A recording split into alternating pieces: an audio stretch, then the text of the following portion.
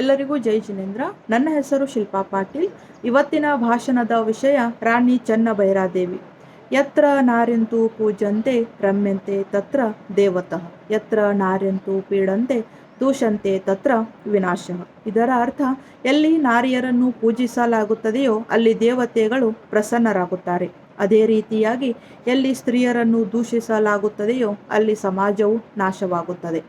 ಭಾರತದ ಇತಿಹಾಸದಲ್ಲಿಯೇ ಅತಿ ಹೆಚ್ಚು ಕಾಲ ರಾಜ್ಯವನ್ನಾಳಿದ ಕೀರ್ತಿ ಸಾಳುವ ವಂಶದ ರಾಣಿ ಚೆನ್ನಭೈರಾದೇವಿಗೆ ಸಲ್ಲುತ್ತದೆ.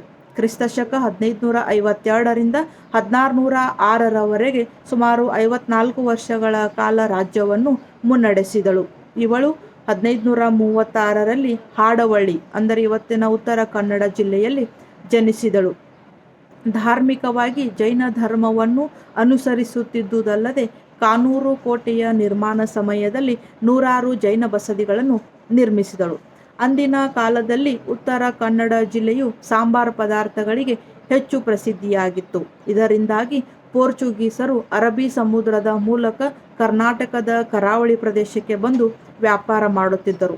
ಅಪ್ಪಟ ರಾಷ್ಟ್ರಾಭಿಮಾನದ ಚಿಲುಮೆ, ಸ್ವಾಭಿಮಾನದ ಸಂಕೇತ ಮತ್ತು ಧೈರ್ಯ ಸ್ನೇಹದ ಪ್ರತೀಕವಾಗಿದ್ದ ರಾಣಿಯು 1559ರಿಂದ 1570ರವರೆಗಿನ ಪೋರ್ಚುಗೀಸರೊಂದಿಗಿನ ಯುದ್ಧದಲ್ಲಿ ಒಮ್ಮೆಯೂ ಸೋಲದೆ ರಾಜ್ಯವನ್ನು ಮುನ್ನಡೆಸಿದಳು.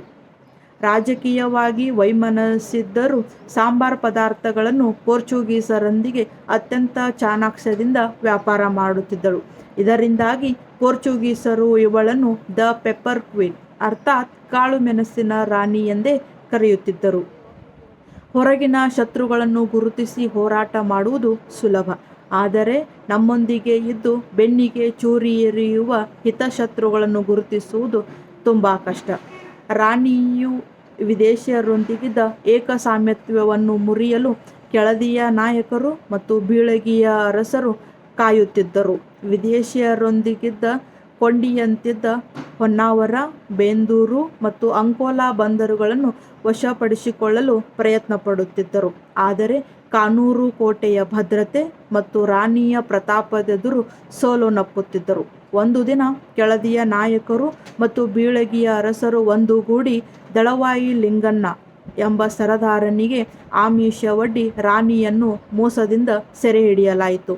ಅವಳನ್ನು ಹಳೆಯ ಇಕ್ಕೇರಿ ಕೋಟೆಯಲ್ಲಿ ಹಲವು ವರ್ಷಗಳ ಕಾಲ ಬಂಧನದಲ್ಲಿಡಲಾಗಿತ್ತು. ರಾಣಿಯು ಬಂಧನದಲ್ಲಿರುವಾಗಲೇ ಕೊನೆಯುಸಿರೆಳೆದಳು. ಜೈ ಜಿನೇಂದ್ರ.